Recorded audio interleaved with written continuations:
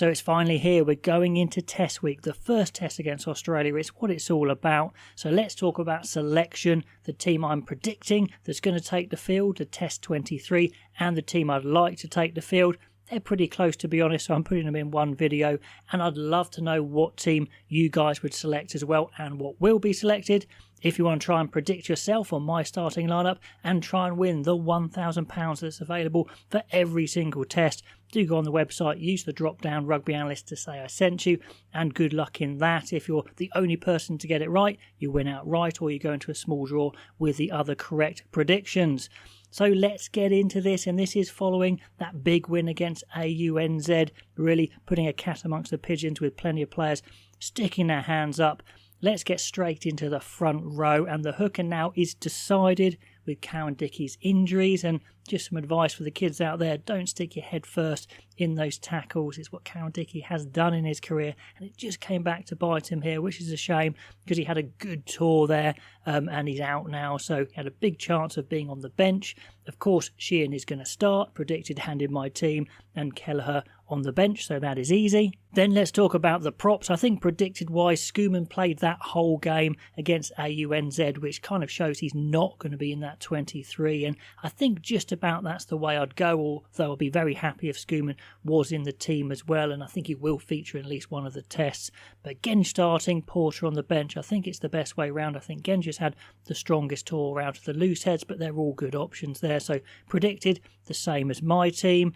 Tight heads, very, very close. I think I would go with the experience of Furlong with Stewart coming on, and I think that's what's going to happen as well. But Bealham, again, has had a good tour, but I think I'd go Furlong, Stewart, but not quite as clear-cut as the loose heads. Now, in the second row, the player that's really stuck their hand up recently is Scott Cummins. Had another fantastic game in the last one out against AUNZ, and I think he looks a quality player, an impact player coming off the bench. I would have him on my bench. I think it's pretty clear it's going to be, and I would pick a Itoje and Big McCarthy to start. But I think if you bring on Cummings as well, I think that's a really good impact.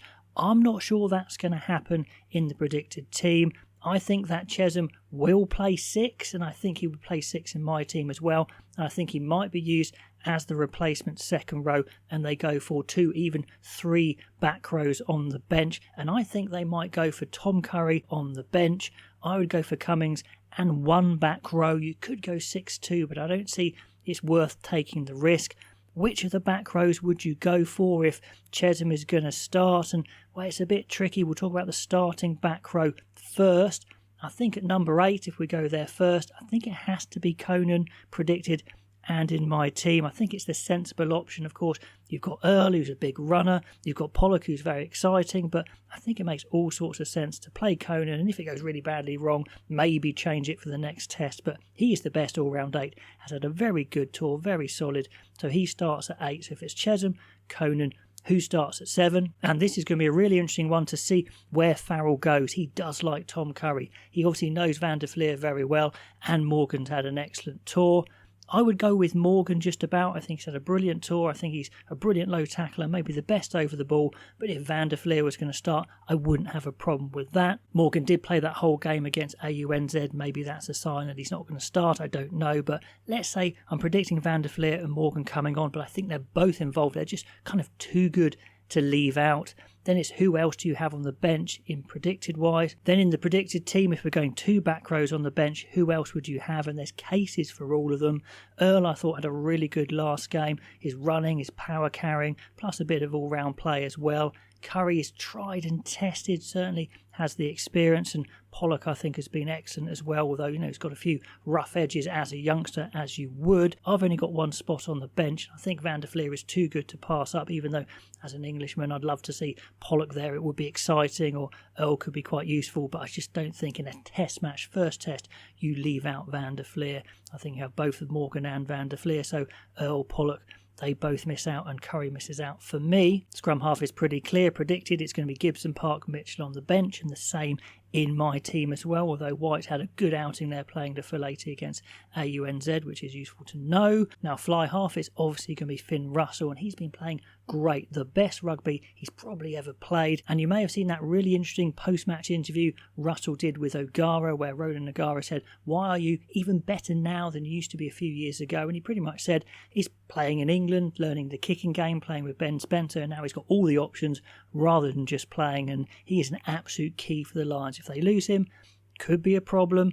The backup fly half is really interesting. We'll come on to that one. The centres, I think, has now been decided by default with Ringrose out with a concussion. But Tuipulotu and Jones have been playing great anyway, so I think it's the pairing I would have gone for. That's my predicted and in my team. Aki's been playing very well as well. But yeah, those guys there with Russell, I think it makes an awful lot of sense. Very exciting. Maybe the strongest part of the Lions team. Wing-wise, maybe not massively strong comparing to other Lions tours, but still very decent, very good in the air, very skillful. Now, I think Van der Merwe we can count out. He's just too dodgy in all other areas apart from attack, and I think that is fair enough from what we've seen, not just reputation. And I think it's a three-way battle between Freeman, Hansen and Lowe, and you can make arguments for all of them. Freeman, I think, has been very good, although not perfect. Hansen the same, Lowe the same. So it's two of those three, and I think the best two performers are Freeman and Hansen. Hansen coming through in that last game against AUNZ, who's incredibly impressive. All-round skills, attack, handling, high ball.